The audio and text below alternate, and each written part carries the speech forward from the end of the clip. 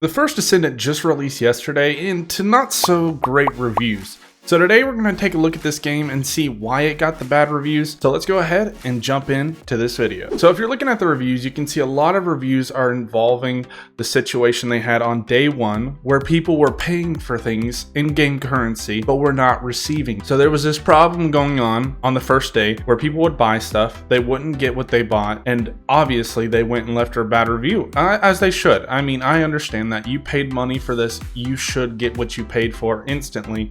You shouldn't have to wait, and that's why there are a lot of bad reviews. Also, the fact that they share a lot of information, but to be honest with you, I personally don't care about that. Every game you play in this day and age is sharing your information with someone, no doubt, but the fact that it's a free-to-play game, you don't have some $60 cost to this game, is beautiful. I love free-to-play games. Now obviously they're gonna be sometimes pay to win. This game is a little pay to win, and by a little I mean a lot. You can go in and pretty much buy any gun or any agent that you want and you can just pay money for it. But the good thing is you do have the option to go and earn the parts through missions to unlock the characters. This reminds me a lot of the concept in Warframe. I played a lot of Warframe in the past couple years. In Warframe you can unlock any character in the game as long as you take the time to do so. Now some of them take a very long time to do, but it is possible to unlock it, and this game is the same way.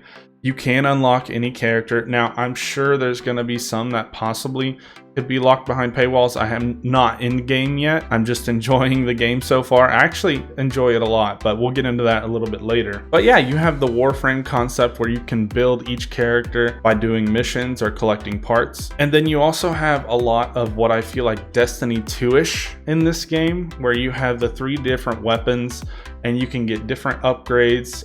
It's a lot like Warframe still, but it feels like Destiny 2 as well. The whole mission setup where you have to go to different areas. But I'm getting ahead of myself. Let's step back a little. People were having the problem, like I said, where they weren't receiving what they paid for. But the company actually did not mean for this to happen, obviously. They gave everybody their money that they paid for.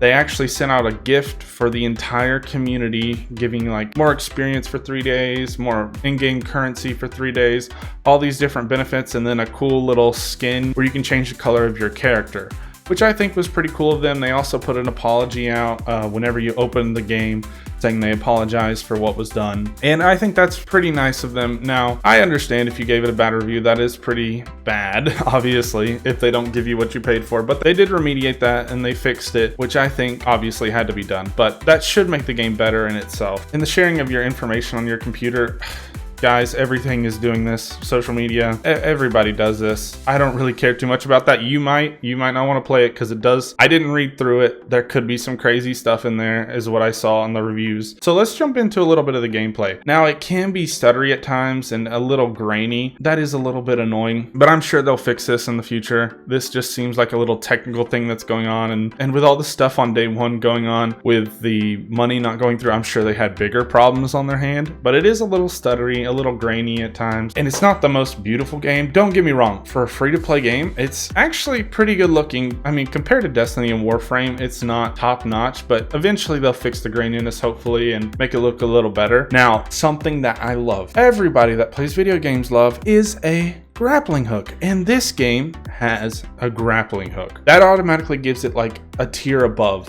what it should be. Grappling hooks make the game better. You can fly around like Spider-Man. Everyone loves that.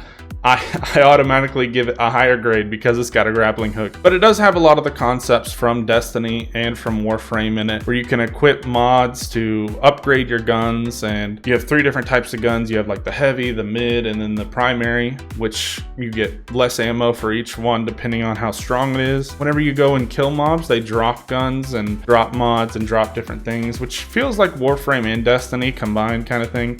They're kind of play off each other there a little bit, which I think is pretty interesting. I played Destiny for a while and it was just hard to get into because it'd been around so long. I felt so behind compared to everyone. So it is kind of refreshing to have a new game where you're on the same playing field. I mean, unless people are whaling, which obviously they are, but you're basically on the same playing field as people who don't want to pay, and you get to go through the story together, which is pretty interesting. Another thing that I love is whenever you start a mission, if somebody is already doing that mission, it will teleport you directly to that person, and you will be able to continue that mission with that person. And you can obviously, if you want to get some story behind the mission and you want to start over, you can do the mission again. It gives you the option to do the mission again if you miss something. So if you're starting and it's like the end of the mission, you can redo it. But obviously, most of the time in these missions, it's going to be a little redundant at the beginning, and then at the end is when you fight the boss there or fight the big baddie, you know? So this is going to have a little bit of spoilers if you guys care too much, but it happens within the first 5 minutes of the game. So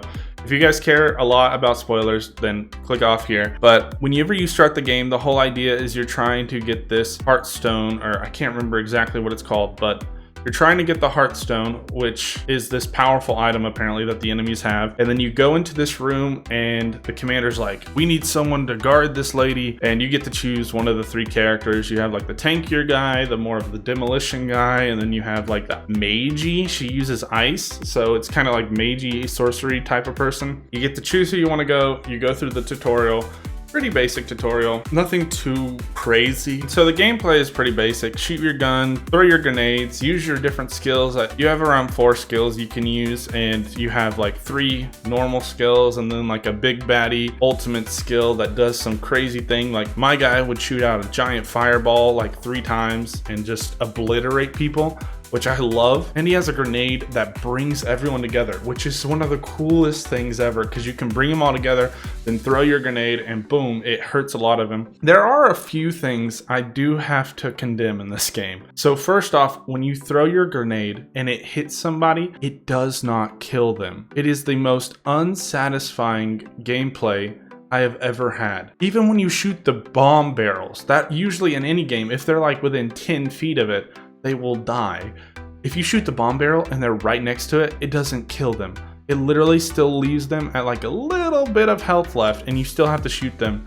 And also the melee attacks, which usually do a ton of damage and usually instant kill monsters in most games, is not even that powerful. I mean, you can't even one-shot the tiniest mobs with your melee attack. And that would be really cool because you can actually grapple onto people and then punch them as you're swinging, which is one of the coolest concepts. Now, if it would just kill them, it doesn't even have to be the big guys. If you can just give me the option to grapple at the small guys and punch them in the face and they go down instantly, I would be satisfied. That is super satisfying, super cool. But overall, I do feel like it takes a lot from other games, which is okay. A lot of games do that. You have kind of the mission idea where you go up to these different little pods and they have different missions. They show you what you need to do and what you will receive if you complete this mission, or what you may possibly receive. It doesn't drop every time, obviously. And so you may have to do a mission over and over to get what you're looking for. But you go up, accept the mission, do the mission, and then you have mastery levels, which upgrade the amount of perks and different things you can do as you continue through the game. And you can upgrade your mastery level by gaining XP and then doing a mastery type challenge, which is a lot like Warframe as well. To be honest with you guys, I was pleasantly surprised and I actually enjoyed it because I saw the reviews. 42% on Steam is not that good and I was a little worried. But when I jumped in, I mean, the pay to win is obviously there, but it is a fun game. And if you're not going competitive, you can obviously play the game for fun and enjoy it and have a good time and grind and collect different materials. If you're into that type of thing, like I am, you can collect materials, you can do missions together with your friends, you can do boss battles and raids, and well, I wouldn't call them raids, but like big boss battles where you go in with a group of people and you have to complete these missions. Now obviously there isn't a ton of those because the game literally just released yesterday, and they'll obviously add more and more as the game gets older, as the game progresses. Maybe even add DLCs like Destiny 2 does, or maybe just keep it completely DLC free like Warframe, but it just kind of depends on where they're going with this. Overall, I would give this game an 8 out of 10. It did have its bad times on the first day of release, and it does share a lot of data with people, and it is a little grainy at times. They already fixed the payment problem, and I'm sure they're going to fix the stuttering problem, and they made it right with the community. I mean, they didn't give out anything crazy, but they did give some things to help new players, and the people who they wronged, they gave them things to help them out as well. So I would give this company props, and I would say the game deserves a 8 out of 10. But let me know if you guys have played this game, what you think in the comments down below. If I'm giving it too high of a rating. If you don't agree with my rating, just let me know in the comments why. But if you do, make sure to like and subscribe down below, and I will see you in the next video.